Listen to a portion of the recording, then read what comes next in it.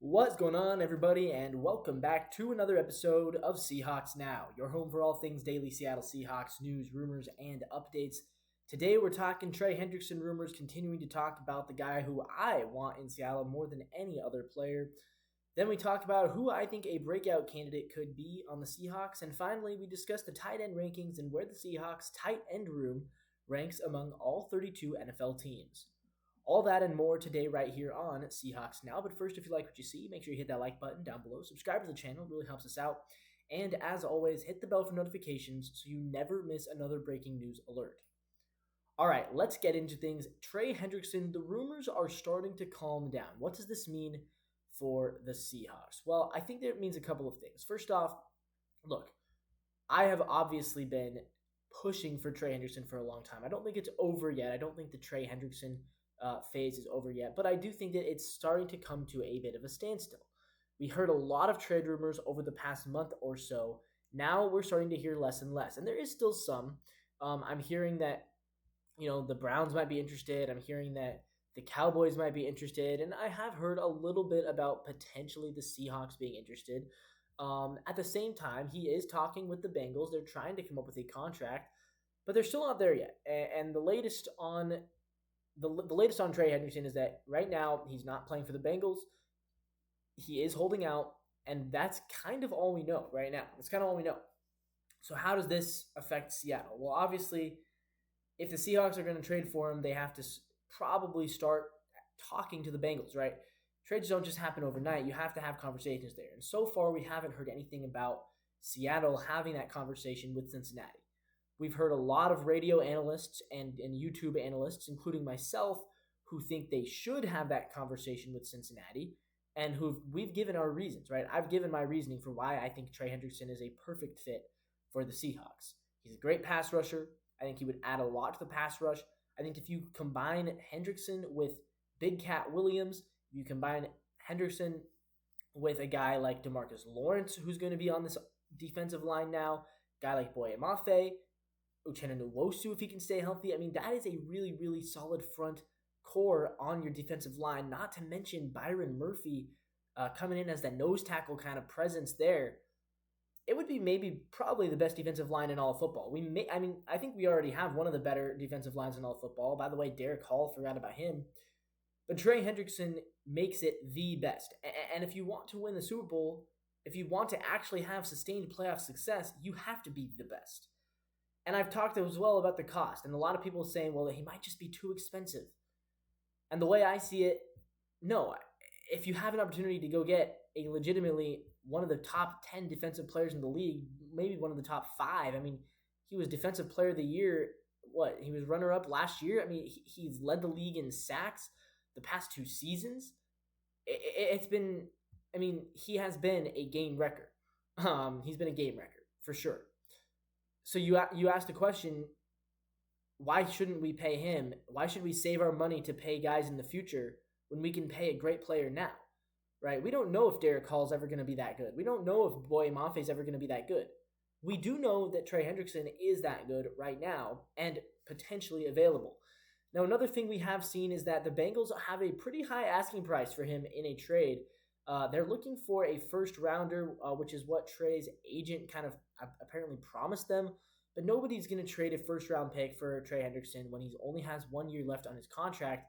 I think a second-round pick is what the market would value him at, and I think the Seahawks can afford that. I think Seattle could easily trade a second-round pick to the Bengals for Trey Hendrickson. I mean, it makes a lot of sense for them to do it. And for the Bengals, you can't, on the one hand, say, oh, yeah, he's so good. We only are going to trade him for a first-round pick. But then on the other hand, then they say, well, actually, we aren't going to pay him what he's worth. We're going to lowball him on the contract. But if you're going to trade for him, it has to be the top market. That's not how it works, right?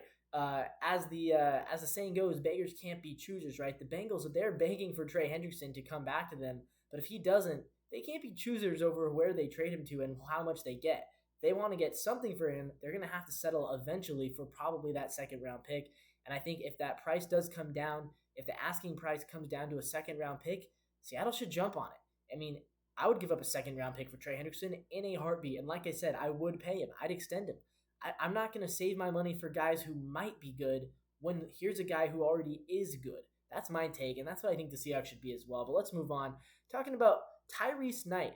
Is he the Seahawks' top breakout candidate in 2025? Well, there's an article out today, 12th Man Rising on Fansided, talking about how Tyrese Knight might just be the Seahawks' best breakout candidate. Now, if you're not familiar with Tyrese Knight, he's one of the team's younger players. He was a former, former fourth round pick? Yeah, former fourth round pick. Last season, he played in 16 games, recorded 88 tackles, and he's going to be starting this year at linebacker. I think it's interesting, for a guy like Tyrese Knight to come in to a defense that has been so, Mike McDonald's defense is so formulated around the linebackers. He had a rough year last year, a rough year in the first half. I think he improved in the second half, and here's why Russell Baxter believes that he is going to be a breakout pick. He says, the defense is primed for a breakout. They were in the top 5 in opponent points per game last year, points per drive, and defensive expected points added per play from their bye onward. So before the bye was in week 10. So about the first half of the season, the defense was struggled. But in the second half of the season, after the bye, they were among the 5 best defenses in the league. Their uptick coincided with Knight's promotion as he averaged 8.1 tackles per game, while his snap count skyrocketed. Yeah, so 10 weeks into the season, they were 4-5, obviously, and then they ended up finishing up 10-7. They won 6 of their last 8 games. The defense finishing a respectable 14th in the league in total defense. Their rushing defense was 16th. Knight definitely started more games. He started 7 of the final 8 games, along with Ernest Jones IV. And they actually made a pretty solid combo. And so that is what it's going to be again this year. It's going to be Knight and it's going to be Jones as your starting linebackers. Maybe a little bit of Nick Emenwari in there as well. But yeah, I definitely can see why they might say that a guy like Tyrese Knight could be a breakout candidate. I think for Tyrese Knight, it's all about just buying into that defensive scheme and buying into the culture. Mike McDonald, he's going to coach him up to where he needs to be. I believe it. I absolutely believe it. If you look at his game logs last year, you can see the improvement. Week 1, he goes for no tackles at all in week 1. Then he ends up with 3 in week 2, 5 in week 3, 7. By the end of the season, he was averaging 4, 5, 5, 3, 5 every game. He was getting multiple tackles, multiple solo tackles. He actually had 10 combined tackles in week 18. He had 12 in week 13. So, he really did improve pretty rapidly as the season went on, finishing with 88 combined tackles, 1.5 sacks, 4 quarterback hits, and 3 tackles for a loss. And all of those sacks and quarterback hits came in the second half of the season as well. So, yeah, we definitely saw him improve in real time. His snap count really started to go up towards the end of the season. He was averaging 80% of the snaps, 75, 77, 87, 98% during the Green Bay game week 15. So, yeah, I think Tyrese Knight could definitely be a breakout candidate. He has all the tools, and just because he's a 4th-round pick doesn't mean anything. I think he can be a really good player for the Seahawks in 2025.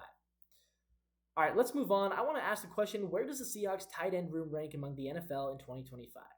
So far we've gone through the quarterbacks, which I put them right around the 16th or 17th best quarterback room in the league. Then we did wide receivers, and I gave them a little bit of a better score, putting them around like the 14th or 15th. And for running backs, we had them just around the top 10, around like the 10 to 12 range. For tight ends, I think it's probably the weakest position group for now. I think we'll have to wait and see. We don't know what Julian Arroyo is going to be, and I still think that we could also see some progression from our other tight ends who are already in place. But just looking at kind of the fantasy football outlook for tight ends, I think that's what's really interesting. I think that can kind of give us a jumping off point for where the Seahawks might be. Looking at some of these fantasy rankings, and where do they have the Seahawks tight ends? Well, it's outside the top 25. Yeah, so if you're a fantasy football drafter, you're not even drafting a Seahawks tight end. You probably aren't drafting them at all. They don't have Noah Fant in the top 25. They also don't have Julian Arroyo in the top 25, and they don't have A.J. Barner in there either. So, yeah, probably a weak tight end room, and I agree. Look, it's not a tight end room that has done a whole lot in the past couple of seasons. Noah Fant is kind of getting older. There's actually been some trade rumors there. Last year, if you see what he did, he went for 500 yards, 1 touchdown, 48 receptions. It just didn't score enough, I think. And then if you look at a guy like A.J. Barner, who, yeah, he was their number 2 last year. He went for 245 yards, and he did catch 4 touchdown passes on 30 receptions. But again, not a whole lot of volume, not a whole lot of yardage. And we do have second rounder Julian Arroyo, but again, it's unclear what he's going to be able to do at the moment. I don't know. Again, I actually don't think we're as bad as the NFL, or as the ESPN rankings might think we are. I think we're probably a little bit better. I feel like Noah Fant can still be a top 25 tight end. I don't think the bar is that low. And I like A.J. Barner as a depth piece, and I like Arroyo. I think he can be good. I just haven't seen it yet. But I think ultimately the Seahawks tight end room probably ranks around the 20th, maybe even a little bit lower, maybe 22 or 23 in the NFL. I know it's not great, but we do have a solid running back core. I like where we're at in the wide receiver room as well. So I think it's okay that the tight end room is just a little bit behind at the moment. And again, that could totally change if Arroyo pops off, if A.J. Barner really takes the next step forward, or if Noah Fant just has a bounce-back season. I think the best chance, though, is probably Arroyo, that second-round pick. I think he could probably be a pretty good player when it's all said and done. With that all being said, that's going to wrap things up for today. As always, if you liked the video, make sure you hit that like button down below, subscribe to the channel if you want to see more content, and hit the bell for notifications so you never miss another breaking news alert. We'll see you tomorrow, and as always, until next time, go Seahawks.